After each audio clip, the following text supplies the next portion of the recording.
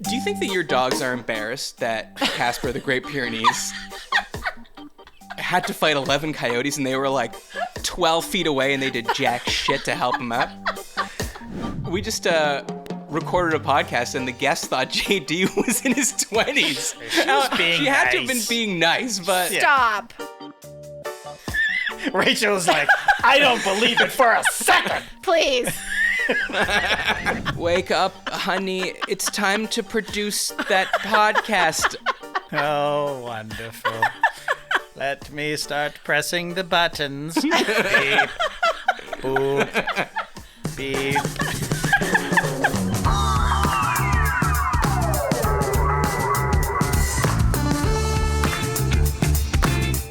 Hello and welcome to The Great Beyond and Is This Good Companion Pod, where I catch up with my friend and yours, Jason Doyle. Hello. Hi JD, thanks so much for coming and producing the show. She loves to see an animated cat twirl on Discord, Rachel Doyle. Hey. It's true. She'll say hi to anyone. She'll just love. Is it like a cat? A robot is sometimes twirling. Well, it changes. That's the exciting part. You never know what's going to pop up. Yeah, you just waiting for that Tamagotchi to hatch, and then They're exciting. And you get what you get. So you're not picking those. Those are just randomly generated. Is that right? Unless I'm picking it without my knowing. Yeah, I'm hitting buttons. What will happen will happen. Actually, that's a good question. So on Discord, when a new person joins the Discord, there'll be a button that's like, Snizuski has just joined the Discord. Say hi. And if you click that button, a little cat will start breakdancing. Yeah. But let's say I click that button and it's the cat breakdancing. Rachel clicks that button, it's the robot breakdancing. Like, you know what I mean? Is it always a cat? I can't. It varies. Sometimes there's duplicates. I think I've gotten two of the same twice in a row, but I think it normally varies. Yeah. It's the world's lamest slot machine. I think you have to pay extra for the super emojis or whatever. Yeah, I don't think we're currently on a super emoji program. No, I'm not anyway. Yeah. I want to start by asking you if you know that someone very close to you, it's interesting phrasing, very close to you, is nominated for a big award? Somebody very close to me? Yeah, very close to you. What do I mean by that? Very close. Do I mean emotionally close or do I mean physically close? I mean physically close. Oh. So Rachel's up for a big award? Oh, yeah. Didn't say both. Okay, it's someone that lives very close to you. Okay. Is up for a big award. Oh, man. I'm just going to tell you. Okay, tell me. I goes, I have no idea. Does the name Casper ring a bell? Casper? Oh, stop it. What kind of an award is a dog going to get? Well, Casper, the Great Pyrenees livestock guardian dog, is in the running for American Farm Bureau's Farm Dog of the Year People's Choice Pup Contest. That is cute. Isn't that amazing? Wow, I didn't know there was such a thing. That's amazing. I hope the prize is a leash. So if you don't remember, Casper, the Great Pyrenees livestock guardian dog, lives next door to JD and Rachel, where they live in the city of Atlanta, yet somehow next door to them is some sort of livestock farm. A fully operational farm. That's fully right. operational. They have this Great Pyrenees Casper that keeps watch over the flock. And over a year ago, 11 coyotes attacked the livestock. That's right. And Casper fended them all off. Amazing. It's like a reverse The Grey. No, I guess it is The Grey. You remember with Liam Neeson where he killed all the wolves? In this case, I guess Liam Neeson had that dog in him, and that dog was a Great Pyrenees. That's right. Though, let's be honest, I would rather go up against 11 coyotes than one wolf, right? Oh, any day.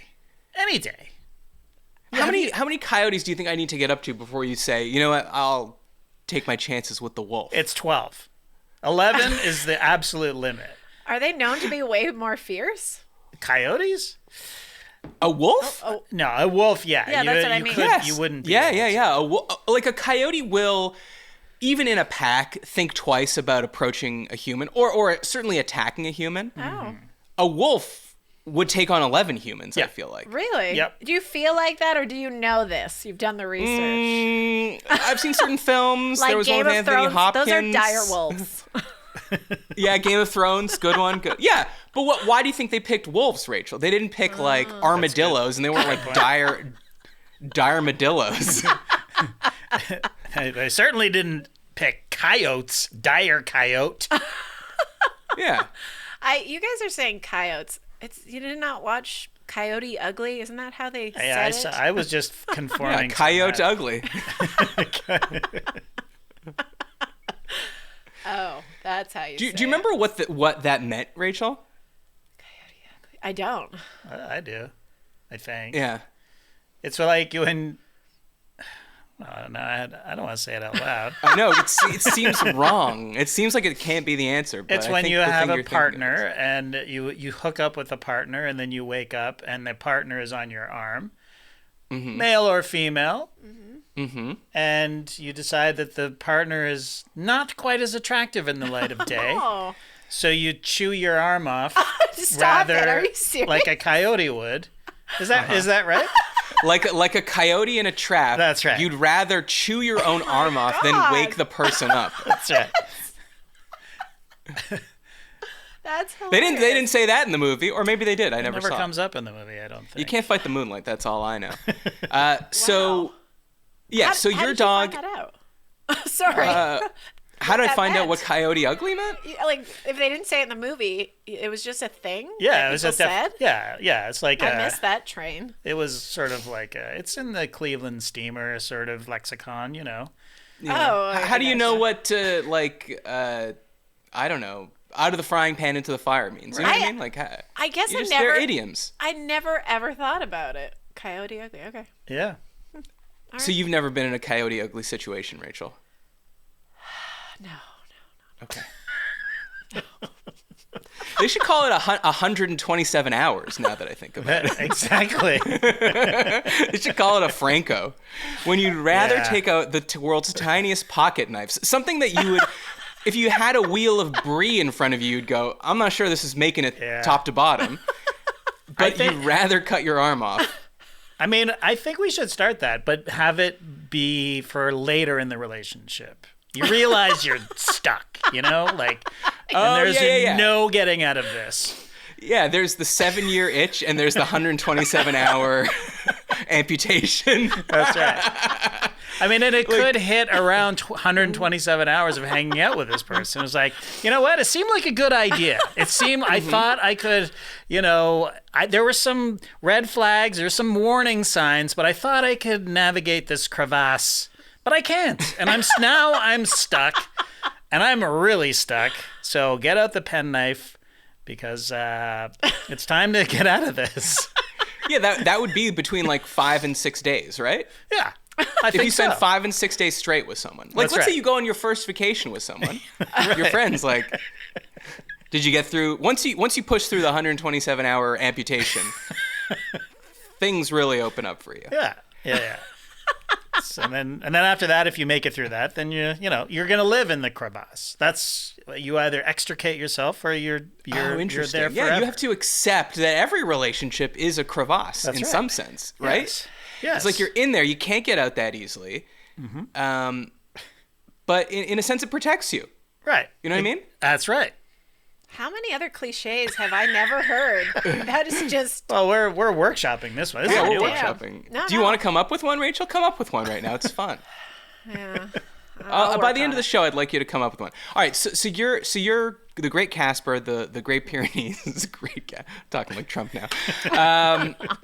He's going up against Margot, Cinco, Morgan, and Trip in the Farm of Dog of the Year People's Choice Pup Contest. Okay. Now, when you go to the website, they have pictures of the dogs, of those other dogs. But when you click on them, there's not like a paragraph explaining what they did. Like, there's no Casper explains like, well, he went up against 11 coyotes, he killed them all. He's actually kind of fucking psycho when you think about Yeah. it. For all we know, he was like, fucking come at me, bros. Yeah. He like invited them. That was were- his schoolyard. He said, cash me outside. He's the bad baby of Great Pyrenees. Totally. I think I that's guess- what it is. Yeah. Yeah, you got to know who you're voting for when you go. But go to the website and vote for JD's neighbor. He's certainly, I would guess, the most urban dog ever nominated for Farm Dog of the Year. Hands down. He's a unicorn. Yeah. So, but I was thinking, like, doesn't this point to American Farm Bureau's Farm Dog of the Year People's Choice Pup, that there is a non-People's Choice pup, like one voted on by professional dog people. Right. And there is. Okay. And so the Farm Dog of the Year, the real one, he or she wins a year's worth of Purina Pro Plan dog food and $5,000 in prize money. Wow. And the People's Choice pup wins $1,000 cash prize from Purina and bragging rights. It literally says that. So it means they're saying you get nothing. They can't give up any dog food. Yeah. Yeah, I know. It's so fucking precious. Anyways, this dog named Tough won Farm Dog of the Year. It was, I expected to watch the video and roll my eyes, but I was crying by the end. Oh, okay. Yeah, it was like a great dog. It was like a show dog that was loved to work, as they say. And it got paralyzed in the fields. And they didn't think it would ever come back. And then it did. It could start to walk again. And now they just pretend to give it jobs because it loves working. That's nice. That could be your life story someday, Jason. You're like, wake up, honey. It's time to produce that podcast about how much we love our grandchildren. And it's just wonderful. That ain't going to anyone. Let me start pressing the buttons. Beep. Boop. Beep. Did I ever tell you the story about how we got yelled at summer camp when I was probably 10 or 11 years old, sleepaway camp, first time there. They have a radio as like one of the activities. Right. So there's like a tiny little radio station and it's like, WKM, BPT, whatever. But the thing goes, like the thing barely stretches to the road, the rural road that goes by the summer camp. So you would have to be driving by the summer camp, be on, 98.2 or 0.1, whatever it was. Hear it, and then you would just hear it like, and then it'd be gone, right? Yeah. So we go in, and the guy who, in retrospect, must have been 17 or 18 years old, is like, radio is very serious, okay, guys? Like, it is moderated by a government agency. We could have our license stripped, so we're just going to go through some safety. And, of course, he's going through, like, the safety. This is how you put something in program. This, now you're sending, if we push this button, we're sending it out. Yeah. And you can't say these things, and you got to be prepared, and this is serious business. And, of course, we're just jerking around, not listening to him at all. Like, yeah, okay, old man. that hasn't graduated high school yet. Yeah. And so he's like, okay, well, you guys seem to be confident and have a handle on this thing. I guess you're ready to go live to air. And we're like, yeah. Like, we want to touch the microphone. We want to push the buttons. So, of course, we start, like, we're playing a song. And for some reason, we only had 8 tracks, I guess, because, like, 8 tracks were long ago defunct. But I guess people were donating them, and that was a way that we could play music. Yep. We're playing music. The music's starting. It's stopping. We're coming on, like, hello. I heard a funny joke the other day, and then someone's like, no, give me the mic. And so we go, and the guy lets us go for maybe like 10 minutes of just the worst, most chaotic radio we've ever heard. Yeah. And then he goes, well, I guess none of you were listening when I pointed to the on-air button, okay? Because none of that went to air. Because if I did, we could have lost our license. So we were just, broadcasting to no one. That's what your future podcasting life is going to be. Exactly right. Exactly right. Do you think that your dogs are embarrassed that Casper, the Great Pyrenees, had to fight 11 coyotes and they were like 12 feet away and they did jack shit to help him out? They were desperate to get out of this house to help Casper. They were do you think like they were keyed up and you were like, Rachel, why are the dogs barking so much? I mean, probably. I mean, they do go nuts every once in a while, And we hear the coyotes. Like, I heard them the other night. There's way less of them. At least 11 less than there were. But they have such a weird yelp, Like, they don't howl. It's like a... I don't know. It's. I would give their Yelp 1 star. Got him. Yeah. No, but in all honesty, the dogs would be eaten alive by these coyotes. Your dogs? Oh yeah. Yeah. Your dogs are not small though. They're not small, but Hazel has street smarts. What are you talking about? yeah, Hazel could probably hold her own for a little bit. But Cosmo, he would just be devoured. Like He would be screaming the Yeah. entire time. Which you would like, JD, so I'd be fine with it. maybe you should consider sending him to the front. If you bump Cosmo's shadow, he will screech. Yeah. Like, Yeah. it's amazing. Hazel, you'll fall on top of her and she'll be like, oh, what happened? Yeah. It's crazy. Yeah.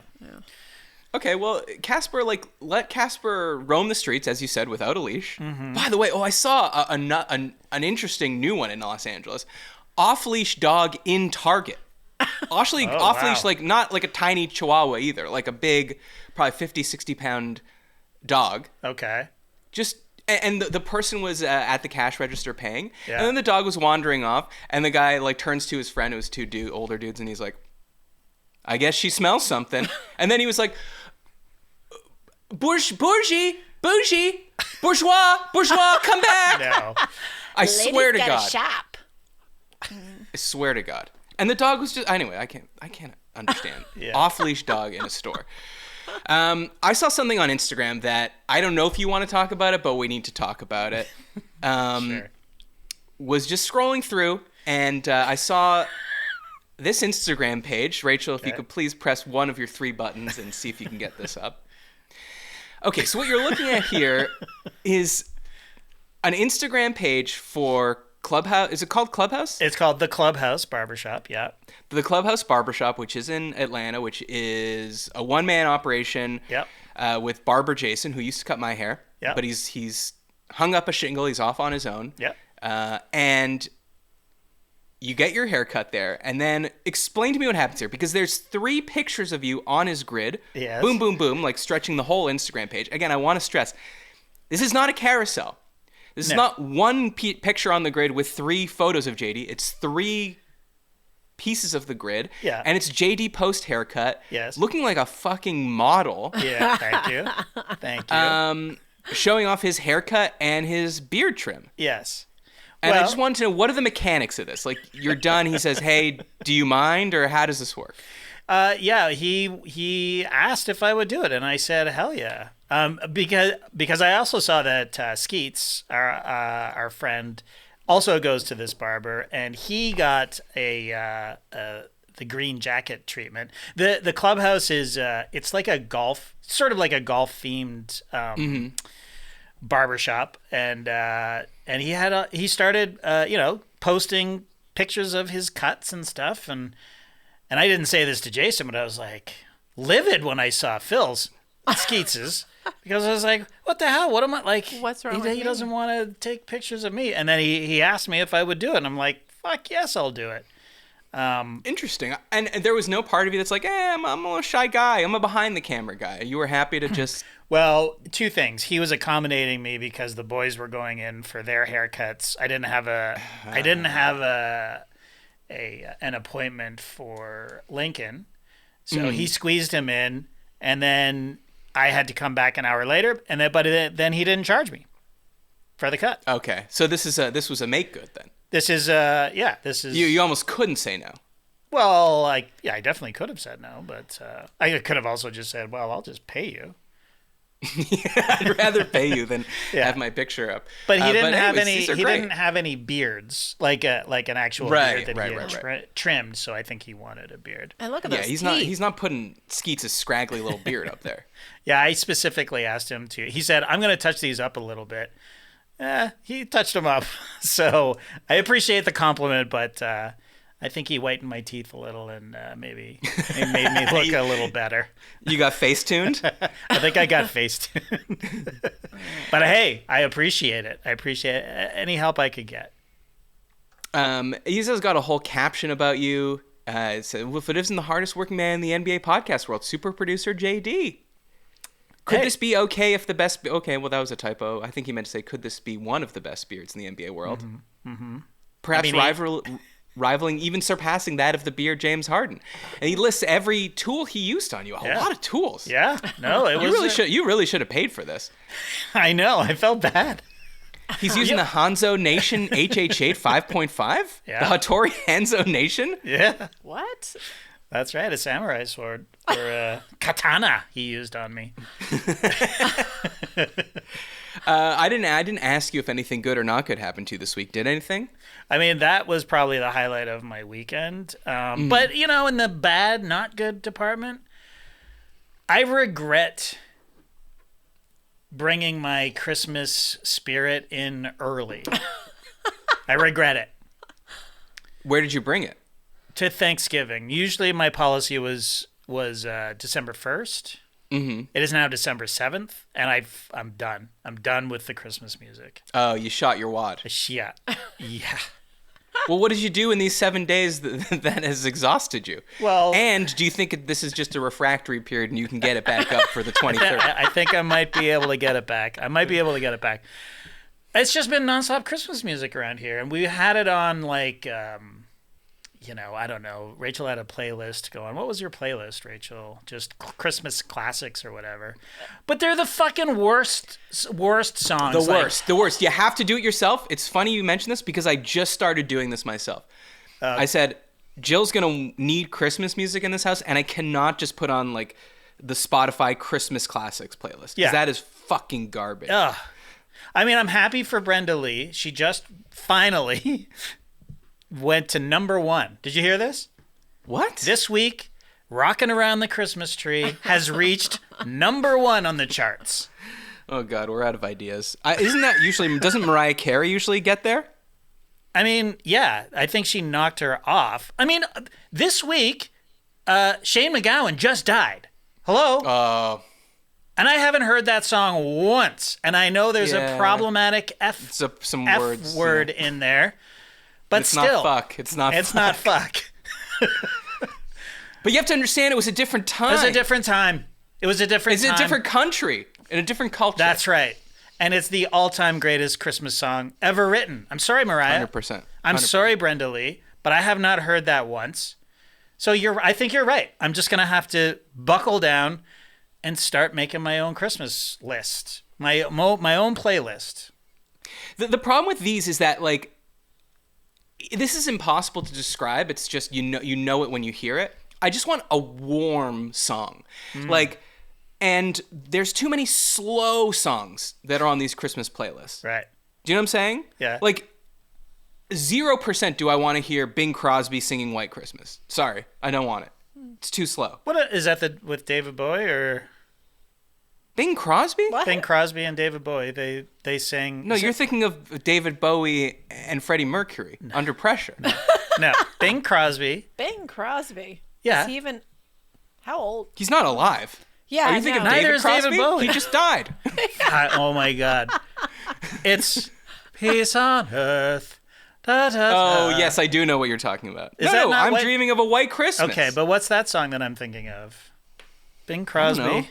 Hold on. I'm going to Bing it because I still can't figure out how to fucking change this over. Bing Crosby, David Bowie. Hold on. Vamp, man.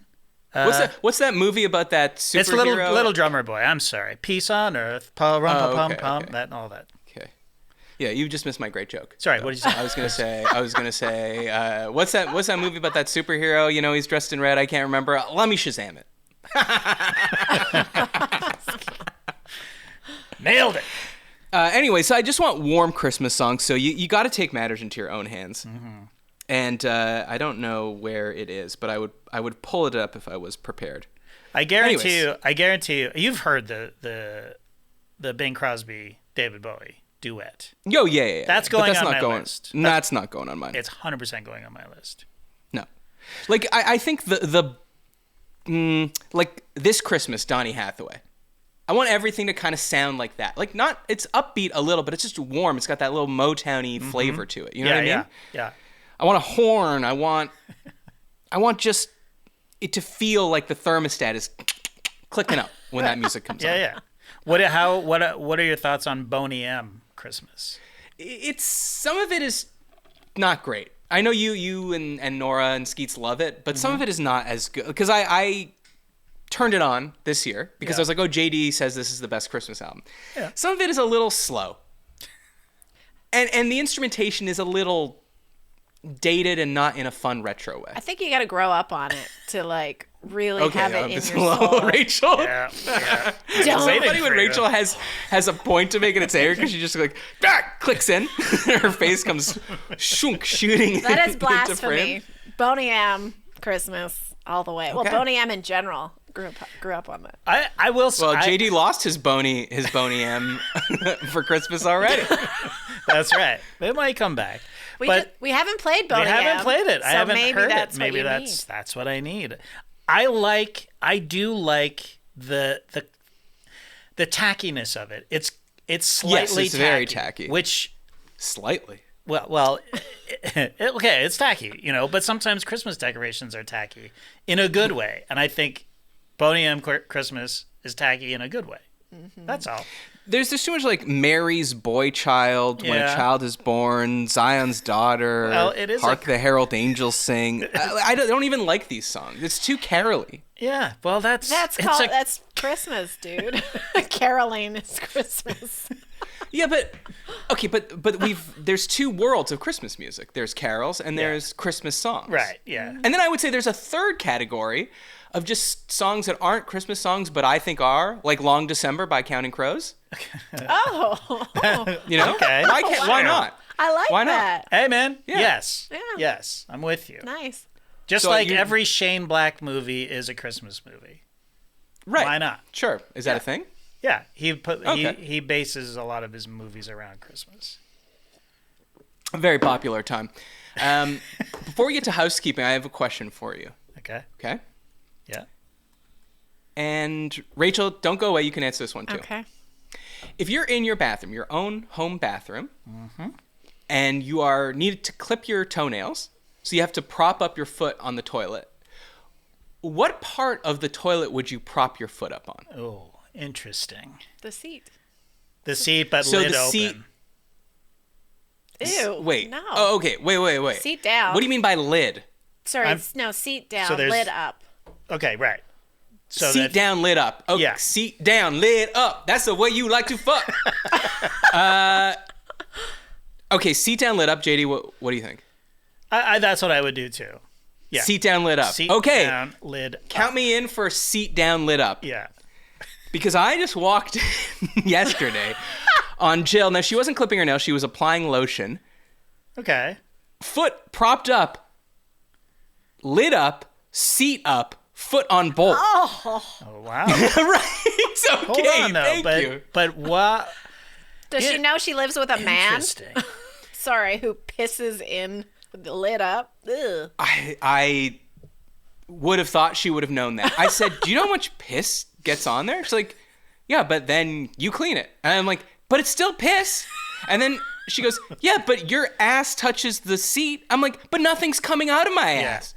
Yeah. And she astutely said, nothing's coming out of your ass. I was like, yes, but not onto the seat. My ass around, like just the butt, the fleshy part. Yeah. Is very clean, I would say. So cleaner, yes. It's in pants or underwear. It's not touching anything. Okay, well, from Jill's perspective, maybe she was just because Americans are fucking weird about feet, right? They're weird about bare feet. So maybe she thought, I'm not going to put weird in what sense? They like them or don't like them? They don't like them. Like they leave More their so shoes. than any other... They leave their shoes on when you go into the house. And Mm-hmm. if you take your socks off in their house and walk around, they're fucking grossed out by it. Mm-hmm. So maybe she was thinking, I'm not going to put my germy toes onto the seat while I'm putting on lotion. I might as well put it on the bowl where nobody's ass is going to be touching where my germy feet just were. That is very generous of her to do that. Well, yes. I would say that's very generous of you, JD, to make that up. Because in that scenario, she's saying my feet are dirtier than a piss-filled toilet seat, which, come on, she's a woman of propriety. There's no chance that that's true. No. Right. Right. I'm just saying that maybe she just didn't. I know, but in get... defending her, you're almost making her like, seem more disgusting. But I can envision in a scenario, not that this is what you would do, but the door swings open and you're like, "What are you doing with your disgusting foot on the toilet seat? I was about to sit on that." No. I would say I wouldn't even have said anything because it wouldn't register as weird. I know, but maybe she thought that maybe you didn't like to have her feet up on the toilet seat. That's all I'm saying. And does she think that you're taking Lysol spray if you piddle on the toilet rim and cleaning it? No. Well, that's a great question. I mean, eventually, yes. When that's I'm very cleaning generous of her to think that you're doing that every time. Yeah, it's more like two squares of 2-ply, and I'm just wiping the rim. Right. Yeah. And she just, I assume she just got out of the shower. Well, get back in. Jesus. Oh, poor Jill. I did have to ask her before we just started recording. I said, "Can I ask JD where he would prop his foot up on the toilet?" I think And she said might yes. be Jesus Christ. Or she might be a martyr. Like, doing that. That's all. Well, or she's just so confident in her choices, I guess. Yeah, no. I mean, she's confident in your aim into the toilet that I don't think it's not registering to her just how much piss is on that toilet seat. A plethora. Yeah, I mean, I know that. You know that. But Jill, maybe she doesn't. Maybe she doesn't know that. She doesn't know that.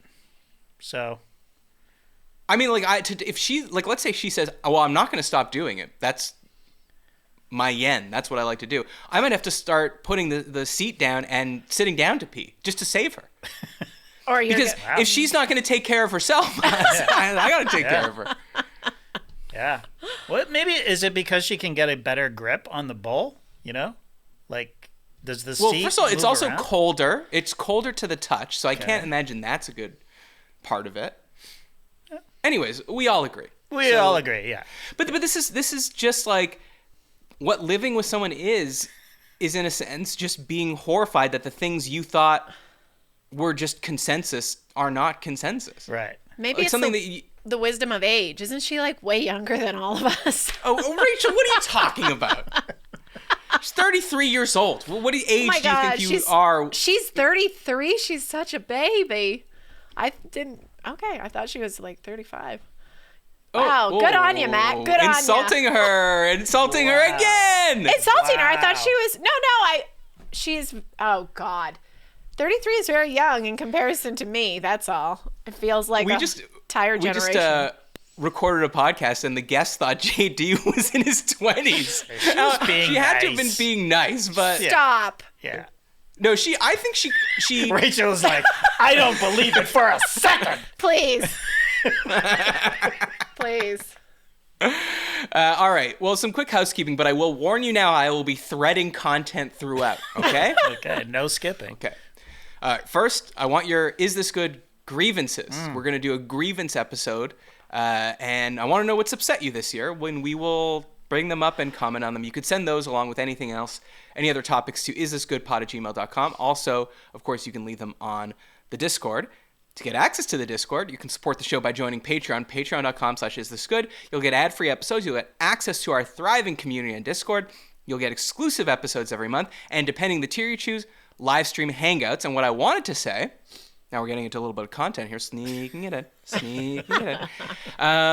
We just had a live stream hangout, and during it, I forget why we brought this up, but we used to have a fan of the Basketball Jones before we were the starters, before you guys were no-dunks, named Grandma Lana. And we thought it was a bit, like just someone doing a fake Twitter account. Right. Because we only really had contacts with her through Twitter. Like, right. Yeah. Right. So it could have been anybody. So this would have been like like 2008, right? 2008, 2009.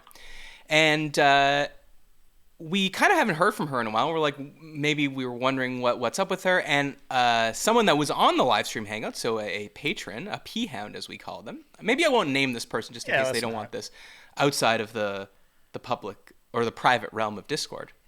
The safe crevasse of Discord. He told us a story that he wasn't doing great and he had kind of hit rock bottom with his drinking. Yep. And Grandma Lana reached out to him and said, like, hey, if you ever need to speak to anyone, you can call me. Gave him her phone number. Yeah. And at this moment of crisis, he called her and she kind of talked him down. And then he hasn't drank ever since that day. Oh, wow. That's right. I don't know. We kind of said, I was amazed, but I've thought about it like at least once a day since then. Yeah. It's amazing. I mean, it's truly amazing. And so then, you know how we're trying to get, so I'm just threading content through here. You know, we're trying to get to 400 reviews on Apple Podcasts. Yes. Well, we got to 404. Hell yeah. Website not found, 404. And one of the comments was 5-star review, and it says, "Hey, Matteo, JD, and Rachel, Grandma Lana here." Oh. Wow. Yeah. She says, "I'm still here. My grandchildren are 36 and 30 years old now. I have one great-grandchild, Jackson." Just like you and Rachel, JD. "I'm still on Twitter and Tribal." I don't know what Tribal is. I don't know what that is either. Now, that's either it's like I feel bad, like she's... Well, let me just finish.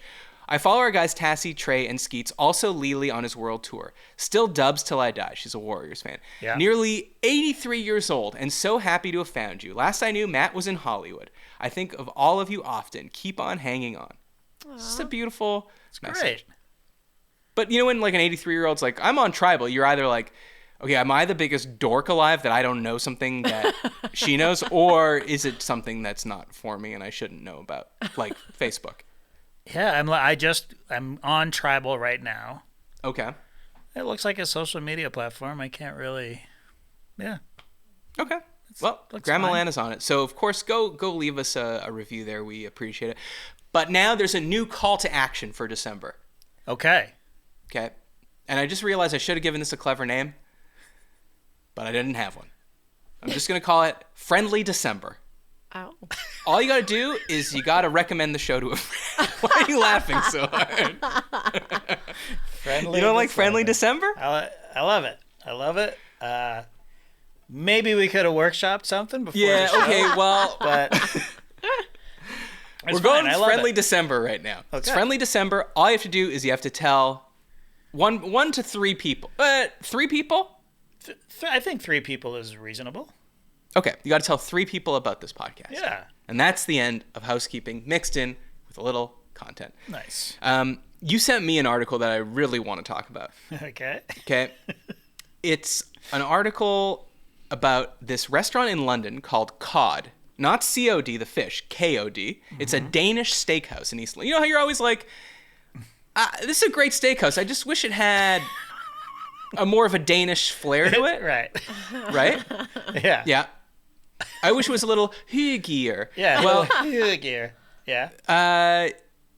your wishes come true. If you go to London, you can go to Cod London. It's a Danish steakhouse. So basically, this whole story is about people being offended about something at the restaurant, tweeting about it, then the guy that owns the restaurant tweeting back at them, and then the New York Post is like, man, this is news. So on the menu is the following paragraphs written at the bottom. So in big writing, at the bottom of the Cod Danish Steakhouse menu, it says in big writing, "Just tap water, ... again?"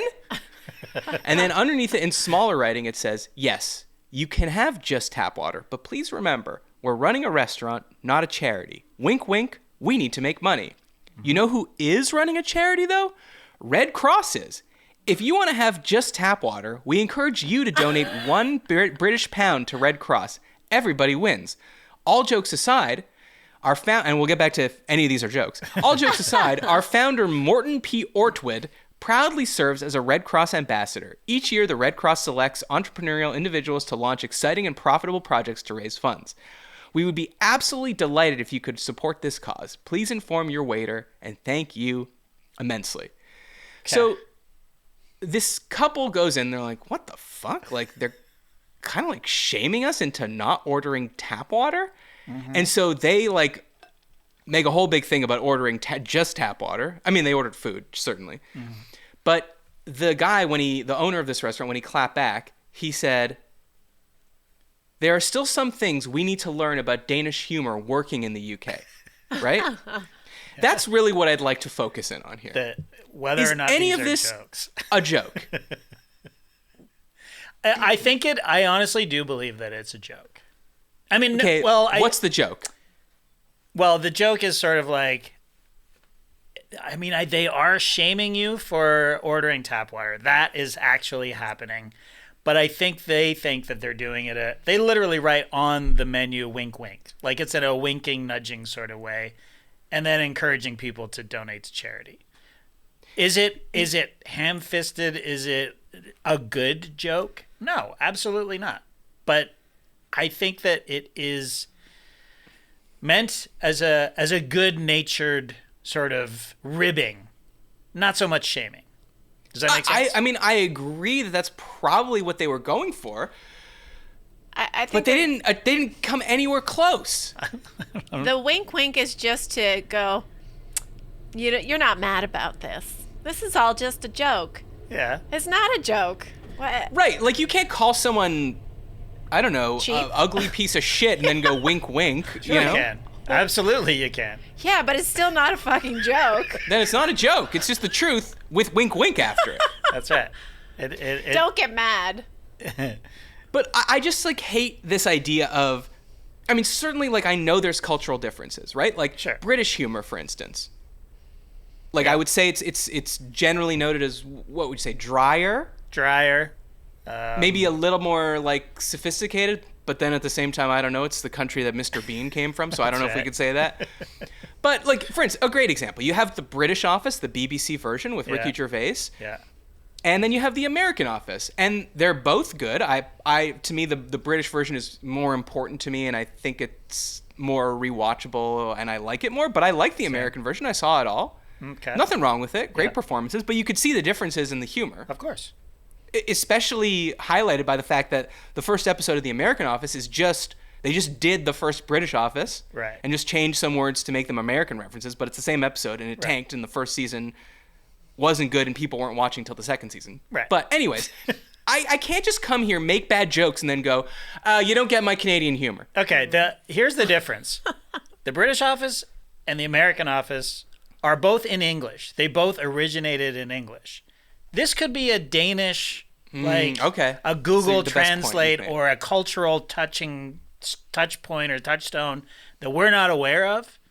Or they just have it just doesn't translate. It's a joke that originates in Danish that doesn't translate. And it's a sensitive topic too, because you're basically berating your customers for ordering tap water, which, by the way, almost every single restaurant will try to shame you into not getting the tap water. If they offer you anything other than tap water, they are attempting to shame you into ordering tap water. You know what I'm saying? Yeah, well, every restaurant says sparkling or still. Yeah, and then you gotta go tap's fine. Yeah, but also, like, maybe you're ordering wine, maybe you're ordering a cocktail. Okay. Who fucking cares? I know. I agree with that part of it, for sure. But basically, the sentiment is, I mean, I honestly forget about if it's funny or not. I'm just like, the logic of it is so weird to me. I know. Just tap water again. Yes, you can have tap water, but remember, we're running a restaurant, not a charity. Right. We need to make money. Yeah. You know who is running it? I don't even understand the correlation, really. Like, now, what if they had said this? Water may be free here, but you know where it's not? In Niger. Yeah. So why don't you donate to the Red Cross? That's two phrases that make sense. Right.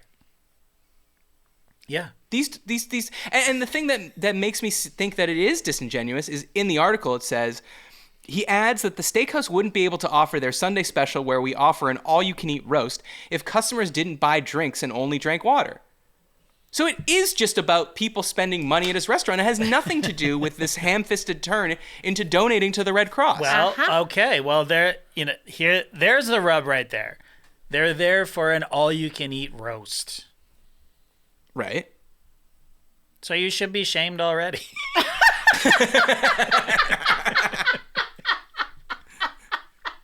That's all I'm saying. But if you can't afford to run the special, don't run the special. Like, I agree. I do think that this is a fucking weird, obnoxious thing. And by the way, if it is like a lost in translation thing, tell the joke to an English-speaking person and then them go, no. You're right. You know what I mean? Yeah. I mean, I grew up my whole life hearing my grandfather tell jokes in Yiddish, and everyone was fucking dying. And then they'd tell me in English, and they'd be like, "Oh yeah, because she came home and the woman was holding an onion." I'm like, "What? What does that mean?" So jokes don't work like that when you have to translate them if it involves an expression or something like that. Yeah. No. So just don't do it. But I really resent this guy. What is Danish humor, by the way? Is it so? I wouldn't recognize it. It's so different. I don't understand it. It's bullshit. Apparently it is. No, it's not. And we got to stop doing this, okay? I mean, there's different senses of humor, but if it's really funny, we'll get it. Mm-hmm. This is just a ham-handed way of shaming people. Yeah. And really, the Red Cross should be pissed off because you're using them as an excuse to berate people. Uh-huh. Okay. This is not high-minded at all. And I really don't like this, and I'm tired of people telling me that they're really funny in their home country, and I just don't understand. I mean, I would say Scandinavians not known for their humor. They're a frosty people. No offense to my Scandinavian listeners. Yeah, I mean, I'm sure they are funny, but like, I would laugh. Okay. I've been to Copenhagen. I was on exchange there. Yeah. I never laughed once. No, just kidding. Good. There you go. No, I laughed all the time. And you know what? Okay, this isn't technically Scandinavia, I don't think, but my best friends there were from Iceland. Oh, okay. And they were fucking hilarious. Right. So anyway, all right. Moving on to another annoying story. There's a kid. Yeah. Wait, actually, I forgot to write down where it is. I think it might be is it in England? It is in England. In Oxfordshire. There's a kid who is running a grassroots campaign to get Apple to cancel the nerd emoji. Okay, yeah. So, you know the emoji, it's got glasses and it's got little buck teeth like, the guy for the OG guy from Nutty Professor? Oh, Jerry Lewis. Jerry Lewis. Thank God I waited for that because the words on the tip of my tongues were Reggie Theus. I don't know why, but Jerry Lewis. Yeah, Jerry Lewis. Okay, so it's like, yeah, if it is a typical nerd face. And he's saying, like, he wants to just take out the buck teeth. Okay. And he wants to just put a fun little smile and change it from the nerd emoji to the genius emoji. Okay. Now, how hard do you think this child should be bullied? Like, within an inch of his life, really. Imagine going, like, looking at your phone and like, wait a minute, that's me. Well, hold on. Let me look up and see what it means. Nerd! Oh, no. But I'm the coolest guy in school. My mom tells me every day. Yeah. Now because like all the emojis are bald essentially, but you don't hear bald people trying to cancel all the emojis. Some people have never suffered, clearly, and there needs to be more suffering for some children. I know that sounds harsh, but come on. If you Hey, you're parents, you can say it. Yeah. Sometimes the children must suffer. Just a little. Yeah. I mean, I don't think I've ever used the nerd emoji, now that I think of it. Why would you? I would actually, I think I'll start using it more of a genius emoji. Okay. Like, I said something really smart. Genius emoji, you know? But don't change the look of it. It's fine. Yeah. I think what this kid doesn't realize is that they're just certain signifiers that mean certain things. Yeah. And if you get down to it, it is a negative association, but it also kind of like glasses, for instance, is very malleable, right? Mm-hmm. Like glasses is a nerd. Glasses also is a pretentious asshole. Right. Glasses is a distracted librarian. Yeah. Glasses is a secret hot girl. Glasses is a sophisticated hot girl, and she's chewing the end. It's very seductive. Glasses is old person. Yeah. Monocle is eccentric guy. Right. Yeah. Glasses that are darker, aka sunglasses, cool guy. Mm. What? It's crazy. So many nuances. So many nuances. I would like to cancel the clown emoji because I think it's anti-ginger. Oh. I never even thought about it being a ginger, but you're right. It's the only one with red hair. Yeah, and that's what they're calling us, clowns. That's why all the people are trying to kick us. Keep you down. Wow. Yeah. So, I mean, I think there have been emojis that have been, I don't know, canceled or changed. Like the one that comes to mind is the gun. Yeah. There used to be a gun. I remember. If you're watching, I'm doing the gun sign. Yeah. Now it's like a plastic, kind of like a super, somewhere between like a super soaker and a ray gun kind of thing. Yeah. Yeah. It sucks. Yeah. But this is the world we live in. Yep. The woke mind virus has taken over. Now, Elon Musk, there's a fucking nerd. Yeah. Yeah. Do you think I wonder if, I didn't read the bio, but if they have like those pictures in the middle, I bet he was wearing glasses at some point. His Elon Musk's biography? Yeah. Like, do you think that if they have pictures of him from when he's like 6 years old, is he wearing glasses? Huh. This is worth looking up. I'm just going to Bing it right now. Okay. Let me know.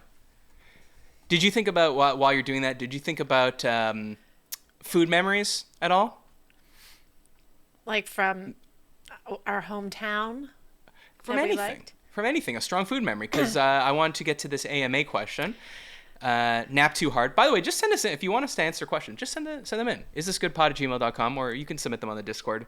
But submit them in the AMA section, just to keep them track. We were talking about langurs a couple weeks ago. Yeah. And Nap Too Hard wanted to know, speaking of langurs, what are some of your top culinary experiences while traveling or in your hometown? Like anything that comes to mind. I mean, I can start if you want me to give you some inspo. Go ahead. Okay.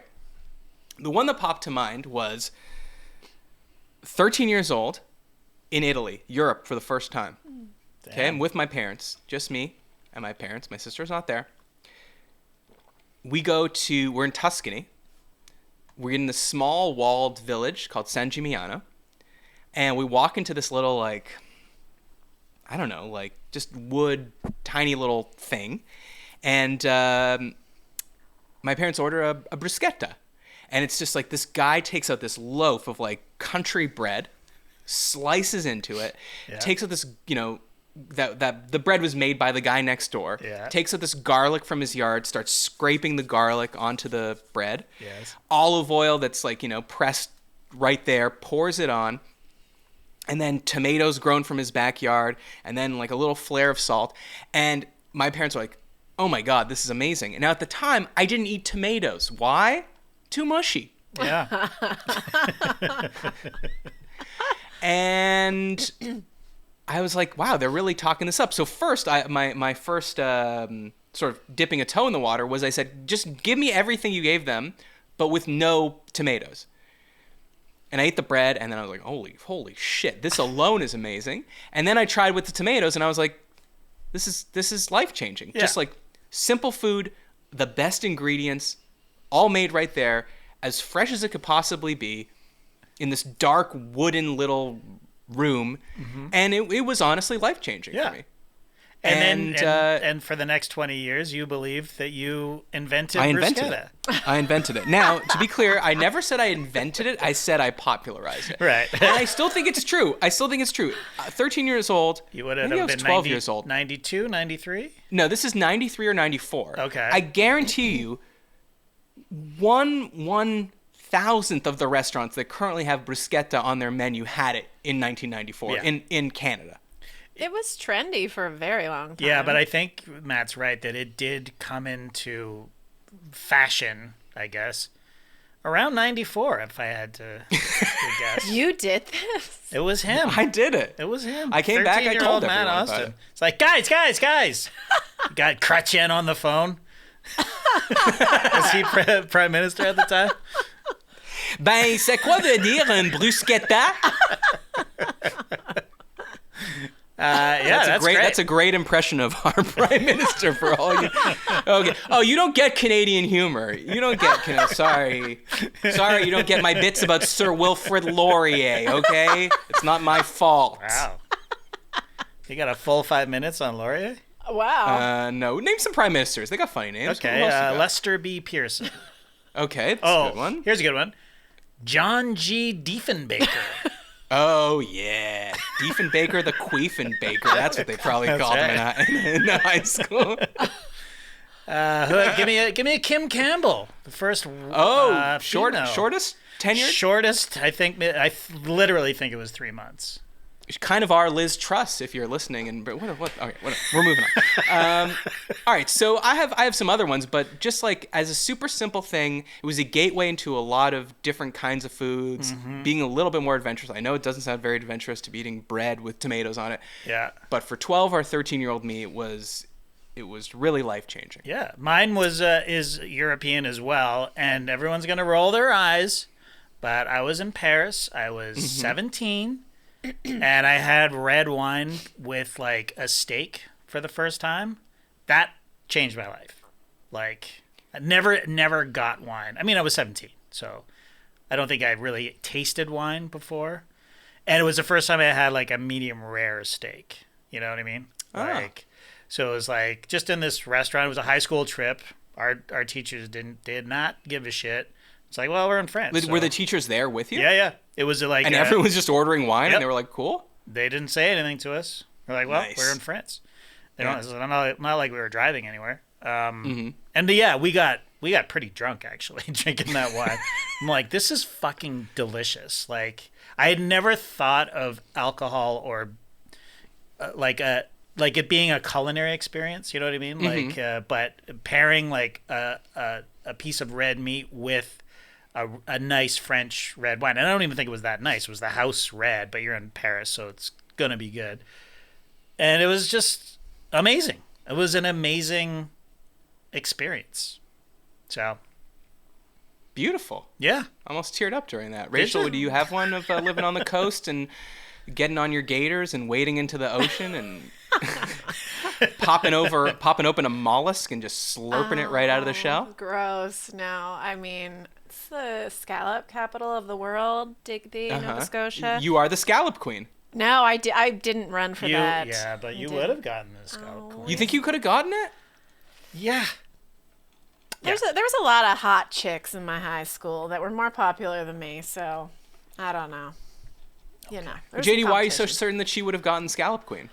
The scallop queen is like homecoming queen or like prom queen? They have a scallop festival every summer, and it culminates in a parade. And at the end of the parade, like the Santa Claus parade would have Santa Claus, the scallop queen is the queen of the Scallop Days Festival.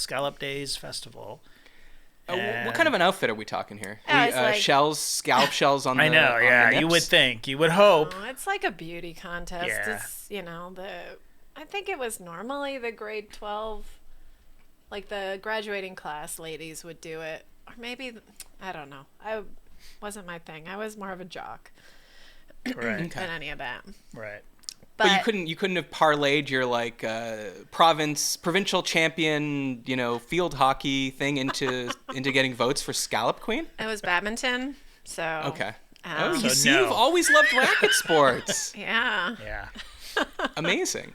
All right. Well, I believe in you, Rachel. I think you're the scallop queen in all our hearts. That's right. Oh, thanks. I'm sure everyone listening will agree to that.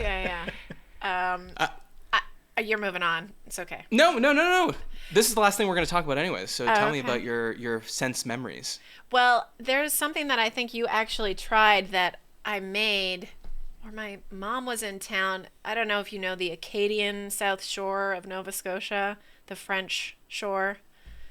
Yes. Yeah. Well, there's a thing called rapure pie, Rapure. Rappy pie. They is what call they it call rappy pie too, which I love and miss. Jason is not particularly. Maybe you have to grow up with it, but it's kind of like a pork fat meat, potatoy, gelatinous kind of had all the starch kind of removed. Yeah, they remove all this. They do something with potatoes where they remove all the starch, so it's just basically almost gelatinous potatoes. Oh, okay, so it's sort of like a Jell-O mold of fat and meat. And basically. You crisp it up. And then it's crispy on top. It is. Wait, I tried this? I think I made it I had it at Danny's house. So my mother brought up like the actual potato mixture so she didn't have to make it. She packed it, froze it, brought it, and I think we took it like to a Christmas or a Thanksgiving or something. Oh shit, I wish I remembered eating this. Yeah. I'm sure I would have tried it. Yeah. Anyway. So that's your thing? Well, I guess I kind of miss it every time I go home. They make it. Anyway. Okay, I asked you to bring up things you were enthusiastic about, but, you know. It's just sad now. Sorry. I miss it, maybe. I don't know. Who's to say? Me? Who am I? The person with my thoughts and memories and experiences? I don't know. Can't someone else do it? All right, listen to next week's show. That's coming out Monday, December 11th. That's Steffi Bake. Yeah, banger. Who's Steffi Bake? She is she's a podcaster. She's got 2 podcasts. One of them is Cash Cuties, which she co-hosts with Fumi Abe, who was on this show before. Great guest. And we just recorded this one. I will say it's a wild one. It's a wild one. Now, yeah, it's one of the wildest ones, in my opinion, we've ever recorded. It's great. She was awesome. Had some tech problems. Yeah. So. Yeah. First time in a while, though, so that's okay. Actually, no, we had tech problems on the Megan Gailey episode. That's Go back and exactly listen to that right. one, too. That was also super fun. I got to... what did you think of my new segment? Is this a good premise? I like it. I like it a lot. I wasn't sure if it was coming back. Is it coming back? I mean, I guess if we have another stand-up comedian and I come up with some more brilliant premises. Okay. Well, all right. I'll make a sting for it next time. I just ran out of time. I would have made a sting. Oh, no. That's totally fine. I mean, you could think of a premise, too. Okay. Sure. Yeah, I got lots of premises. Okay. There is a moment in the Megan Gailey show where she suddenly has orange headphones on that we never explained. Her headphones died. There, I just explained it. So, but it's cut together in a way that it's just all of a sudden she's wearing these orange headphones, and which she stole from her 2-year-old son. Yeah. So go back and listen to that. Go watch the YouTube so you can see the moment where the headphones magically appear. Check out the Steffi Bake episode. Email us at isthisgoodpod@gmail.com. I want your topics for the show. I want your grievances. I want everything. Subscribe everywhere. Leave a review on Apple Podcasts. And remember, it's Friendly December. Friendly December. Wow. Yeah. You got to tell 1 to 3 people about this show. This was JD and Matt and Rachel reaching out from the great beyond. We'll see you next week.